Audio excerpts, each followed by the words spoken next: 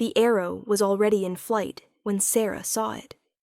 She'd spent the last hour pressed against the market square's stone wall, trying to stay invisible while the Alpha King gave his speech. But her eyes caught the glint of metal arcing through the autumn air. Death whistling toward the king's heart. She didn't think. Thinking was for people who had futures, people who had something to lose. Sarah had neither. She lunged sideways, arms outstretched, and felt the impact like a fist to her chest. The arrow punched through her sternum with a wet, decisive sound. So this is what dying feels like, she thought distantly. Not the searing agony she'd expected. Just cold, cold spreading from the wound outward, turning her blood to frost, her bones to brittle ice. The cursed arrow sent tendrils of black magic crawling through her veins like living shadows. She was on the ground. The cobblestones were slick with something dark and wet. Her blood. Hard to tell with her vision graying at the edges. Above her, chaos erupted. Screaming, guards shouting orders. Boots pounding stone. But it all felt far away, like she was hearing it through water. Someone was kneeling beside her. Large hands pressed against her chest, trying to hold her together when she could feel herself coming apart from the inside. "Stay with me." The voice was rough, commanding.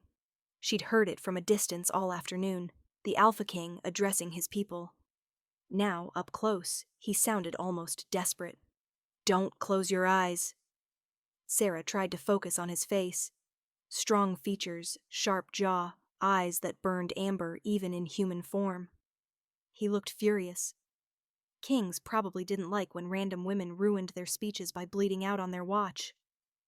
"I don't even know your name," he said, and there was something raw in his voice that didn't make sense. "That's the point," she wanted to tell him. "Nobody does." Her lips moved, but nothing came out. The cold was in her throat now, climbing higher.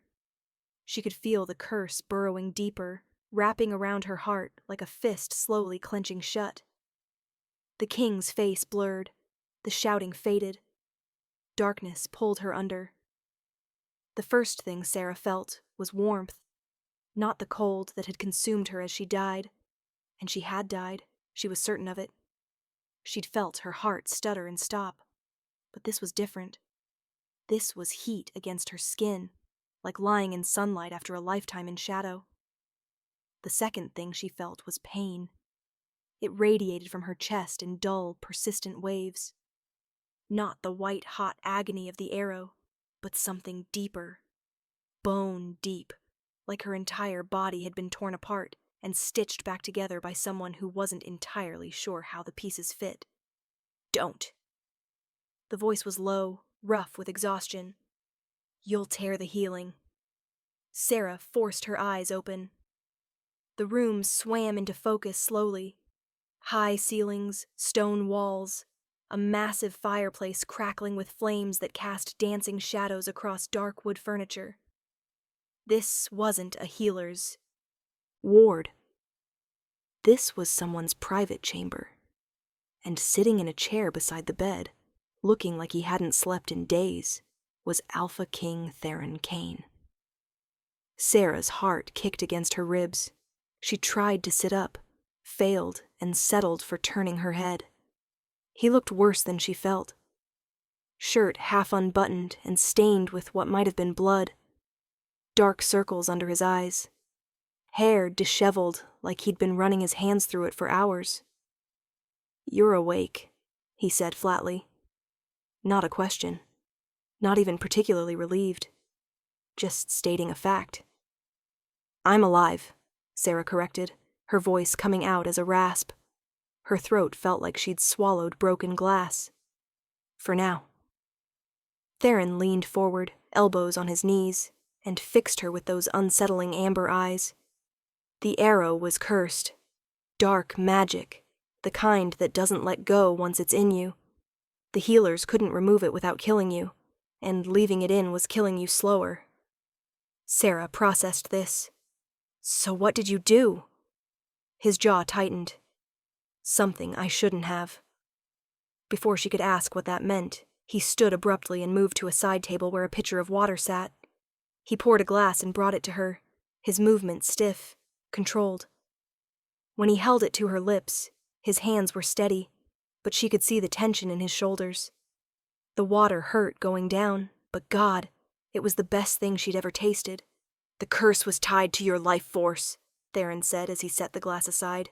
It was feeding on you, using your energy to sustain itself. The healers said the only way to fight it was to give you more life force than it could consume. Understanding dawned slowly. Horribly, you bonded with me. I marked you, he corrected, voice careful.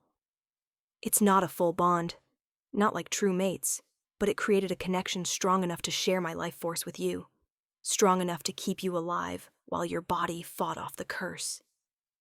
Sarah's hand moved instinctively to her neck.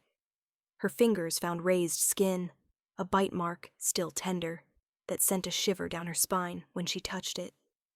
The mark of an alpha. The mark that meant she belonged to him in the eyes of every shifter who saw it. You should have let me die, she said quietly. Theron's head snapped toward her, something dangerous flashing in his eyes. You threw yourself in front of a cursed arrow meant for me. I wasn't going to let you die for that. I'm nobody, Sarah said, and it wasn't self-pity, just fact. This is a bad trade for you. That's not your decision to make. The sharp edge in his voice surprised her. She looked at him more carefully. He was furious, she realized. Not at her exactly, but at something, at the situation, at the choice he'd been forced to make. How long was I unconscious? 4 days. 4 days of her lying here in his bed. And it was his bed, she was certain now, taking in the masculine furnishings, the weapons mounted on the walls, the faint scent of cedar and smoke that clung to the sheets. 4 days of him keeping vigil while the court probably lost their minds. They know, don't they? Sarah said. About the mark. Everyone knows. Theron moved back to his chair. You've been the primary topic of conversation in court for 4 days. The wolfless woman who saved the king's life. The nobody he marked. The way he said nobody stung more than the wound in her chest. Not because he was cruel about it, his tone was perfectly neutral, but because it was true. I should leave, Sarah said. As soon as I can walk, I'll go. You can't, Theron cut her off. The mark creates a bond.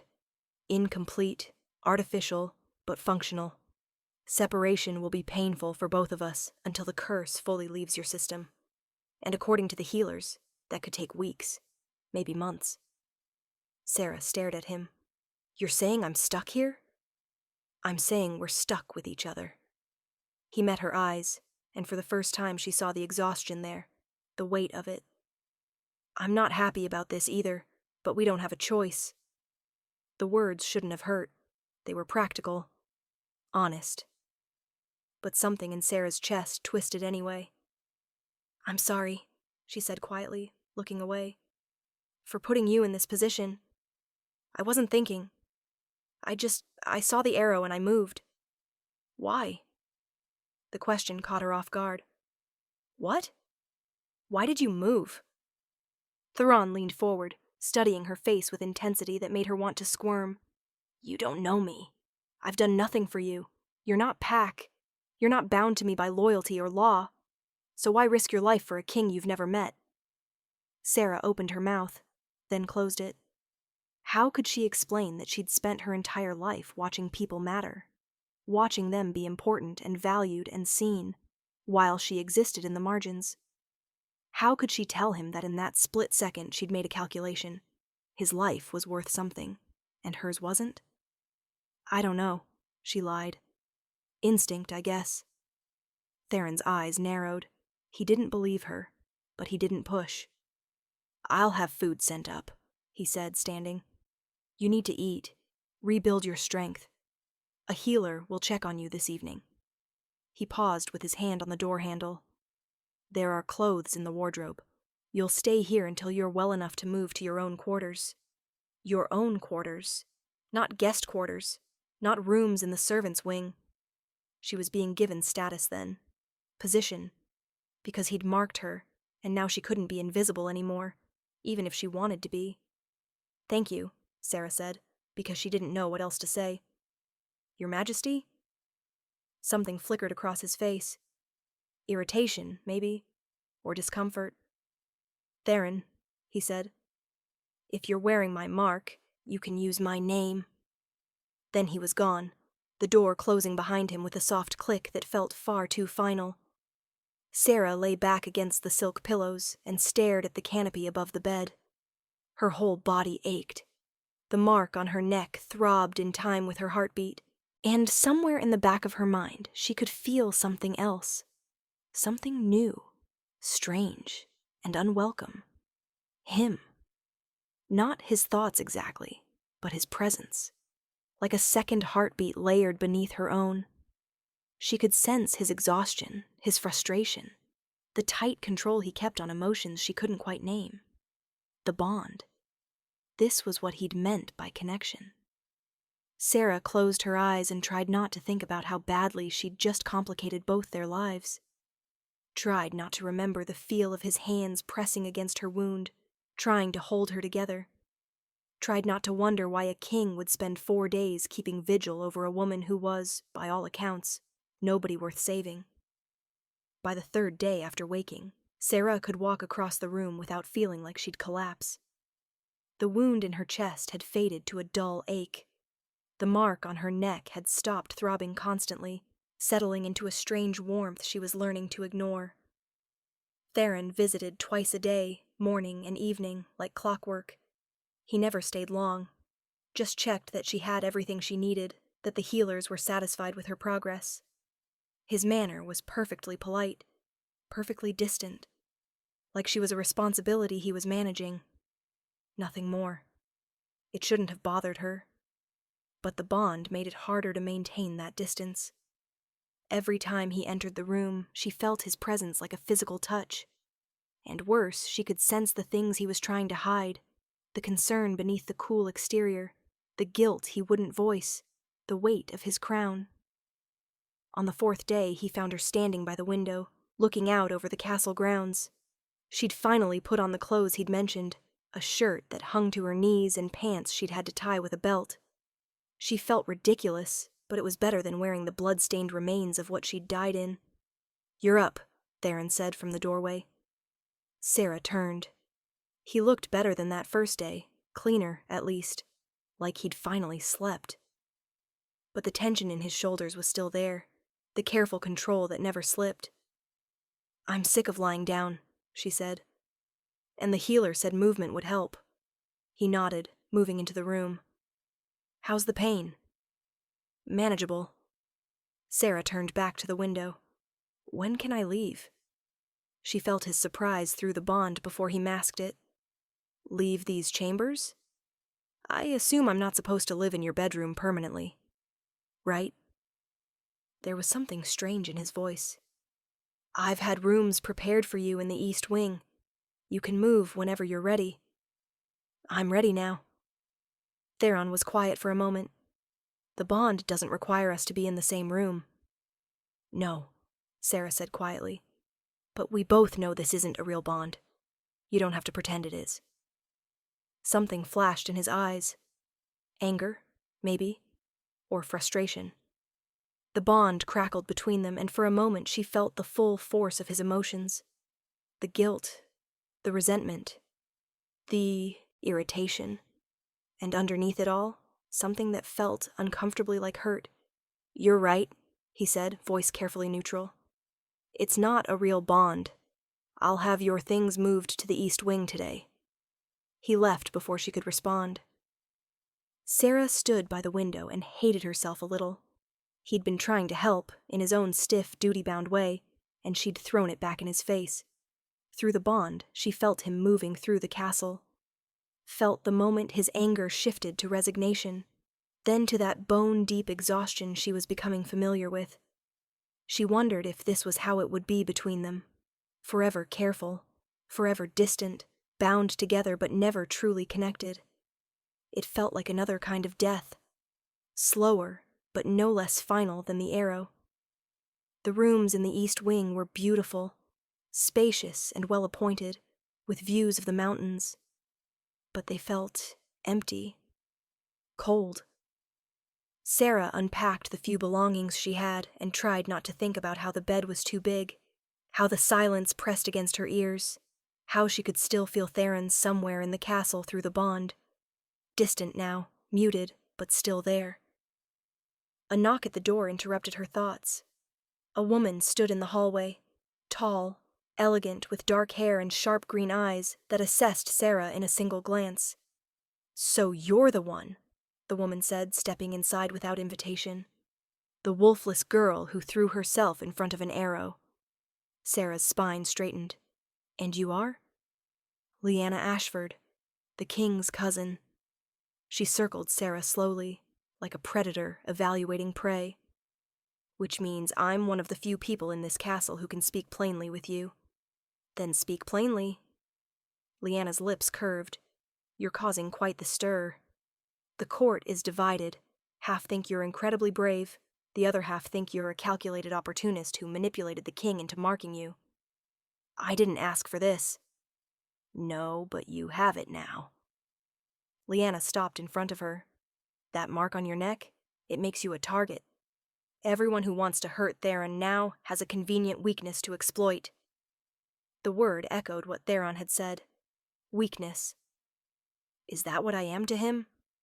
Sarah asked quietly. Lyanna's expression softened slightly. "That's what you could become, if his enemies have their way. But here's what you need to understand. Theron doesn't mark people lightly. He doesn't save people he doesn't think are worth saving. The fact that he's kept you alive, that he's given you status and protection, that means something. Or it means he's noble and felt obligated. My cousin is many things, but he's not sentimental about obligations." Lyanna moved toward the door. "He's been alone since his parents died 3 years ago. Hasn't let anyone close. Hasn't trusted anyone enough to show weakness. And then you come along and throw yourself in front of a cursed arrow for him, and suddenly he's spending 4 days at your bedside refusing to leave." She paused in the doorway. "That's not obligation. That's something else entirely." After Lyanna left, Sarah sat on the edge of her too-big bed and touched the mark on her neck. Through the bond, she could feel Theron, a constant presence at the edge of her awareness.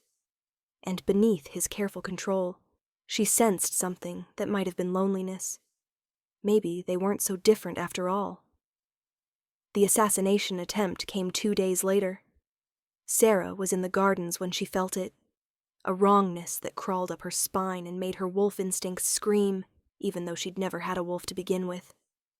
Through the bond, she felt Theron. He was in the training yard, and someone was watching him with murderous intent. Sarah was running before she could think, her healing chest protesting with each step. She burst into the training yard just as a servant approached Theron with a cup of wine. "Don't drink that!" Her voice cut across the yard. Every head turned. Theron's hand froze halfway to the cup. The servant's eyes widened, and he bolted. Theron's guards tackled him before he'd made it 5 steps. Theron crossed to Sarah in 3 long strides, his hands gripping her shoulders. "How did you know?" "I felt it." Sarah pressed a hand to her chest, trying to catch her breath. "Through the bond, something was wrong. I just knew." His amber eyes studied her face with an intensity that made her breath catch. "You sensed danger through the bond." "I guess so." His captain, Roland, approached with the wine cup carefully wrapped. "We'll have this tested, Your Majesty, but if Lady Sarah's instincts are correct—" "They are," Theron said, not taking his eyes off Sarah. "Get me answers. Who hired him, and how many more are out there?" After Roland left, Theron's hands were still on her shoulders. "That was reckless. You're still healing. If there had been multiple assassins, then you'd be dead from poisoned wine." Sarah met his gaze. I'm not going to apologize for saving your life. Again. Something flickered in his eyes, frustration mixed with something warmer. You can't keep throwing yourself into danger for me. Why not? You tore apart your life to save mine. That's different. How? He opened his mouth, closed it. Through the bond, she felt his emotions churning, fear for her safety, anger at himself, and underneath it all, something he was fighting not to acknowledge. Come with me, he said finally. He led her back to his chambers, not hers in the east wing, but his. The place where she'd woken up 4 days ago, wearing his mark. Once inside, he rounded on her. You could have been killed today. Do you understand that? If there had been more than one assassin, if they'd targeted you instead of me. Why would they target me? I'm nobody. You're wearing my mark. The words came out rougher than he probably intended. That makes you mine in the eyes of every shifter in this kingdom. That makes you a target for everyone who wants to hurt me. Mine. The word hung in the air between them. I didn't ask for this, Sarah said quietly. I didn't ask to be marked. I didn't ask to be important to anyone. I was fine being invisible. Well, you're not invisible anymore. Theron's hands clenched at his sides. You saved my life. Twice now. And I... He stopped, jaw tightening. You what? I can't lose you. The confession seemed torn from him. The bond. It's supposed to be artificial, temporary. But every day it gets stronger. Every day I feel you more clearly. And the thought of something happening to you. He didn't finish. He didn't need to. Through the bond, Sarah felt everything he wasn't saying.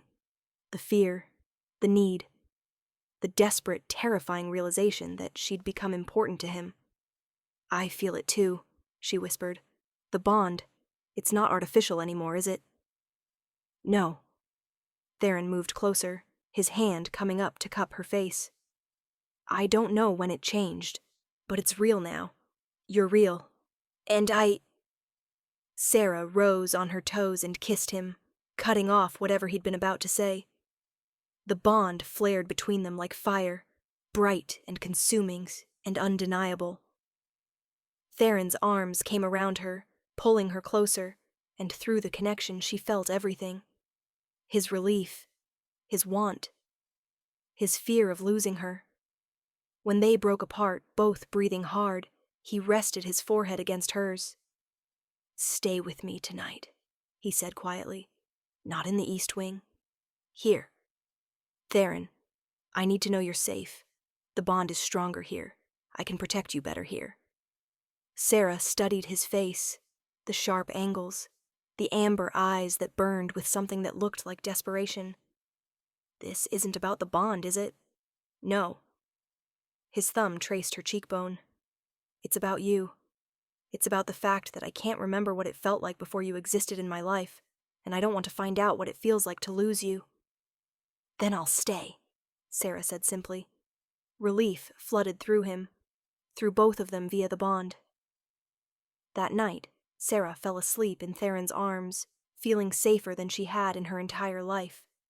And through the bond, she felt his heart beating steady beneath her palm, felt his contentment mixing with hers, until she couldn't tell where she ended and he began. The next assassination attempt came 3 days later. Sarah woke to the smell of smoke. Theron was already moving, already reaching for his sword. Stay here, he ordered. But through the bond, Sarah felt the danger spike. The East Wing, my old rooms. Fire, Theron growled, and his eyes flashed amber. They're trying to smoke you out. If she'd been sleeping there instead of in his chambers, they would have killed you, Theron finished her thought, his jaw tight with barely controlled rage. By the time they reached the corridor, guards were already fighting the blaze. The rooms Sarah had occupied for less than a week were destroyed. Roland appeared through the smoke. It was deliberate, Your Majesty. Accelerant used. Multiple entry points. Coordinated. Find them, Theron said, his voice deadly calm. Find everyone involved. I want names by sunset. He turned to Sarah, pulling her away from the smoke. You're not leaving my chambers again. Not until this is over. Theron? No arguments. His hands framed her face. They tried to burn you alive. They knew you'd move to the East Wing. Someone is feeding them information about your movements. Until I root out every traitor in this castle, you stay where I can protect you. Through the bond, Sarah felt his fear, raw and visceral. The thought of losing her was physically painful to him. Okay, she said softly. I'll stay. It took Roland 2 days to trace the conspiracy. Lord Heron, a southern noble who'd been quietly gathering support for a coup, who saw Theron's bond with a wolfless woman as weakness, proof that the king had gone soft. He's wrong, Roland told Theron as they stood in the war room, Sarah seated nearby. You're more focused than I've seen you in years since you marked her. Theron's eyes found Sarah's across the room. Through the bond, she felt his determination. Gather the evidence, Theron said. I want charges drawn up by morning. Treason. Attempted murder. Conspiracy. His voice dropped, deadly serious. And make it public. Let everyone see what happens to those who threaten what's mine. The trial was swift. Lord Heron and his co-conspirators were stripped of titles, lands, and lives, executed publicly as traitors. And throughout it all, Sarah stood at Theron's side. Visible, undeniable, wearing his mark for all to see. The court whispered. They would always whisper. But when Theron took her hand in front of the entire assembly, when he declared her under his protection, and anyone who threatened her would answer to him personally, the whispers didn't matter anymore. That night, Theron pulled Sarah close in the privacy of their chambers. I know this isn't what you wanted, he said quietly.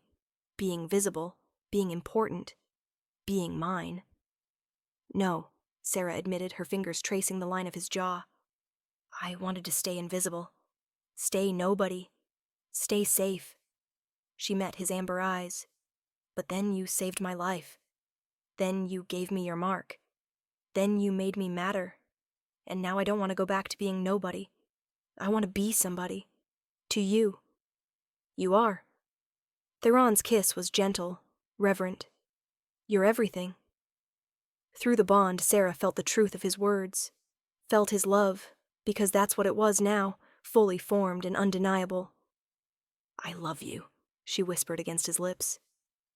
I love you too, Theron said. From that first moment when you threw yourself in front of an arrow. From the moment you opened your eyes wearing my mark.